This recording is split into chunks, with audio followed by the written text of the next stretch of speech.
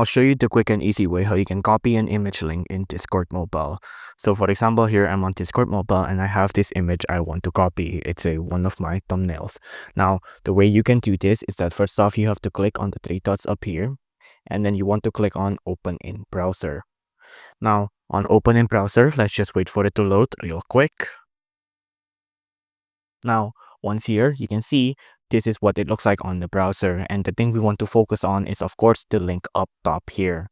You just want to highlight it. You want to long tap it and then just click on copy. Now you can see once I click on copy, I can paste this in on another website and it will still work. For example, here, if I go from here and I go to Chrome and I paste in this website here, I'm just going to click on paste and I click on enter. There you go. I have a image just like this from the link. So that is how you do it. If you enjoyed this video, please do consider liking and subscribing.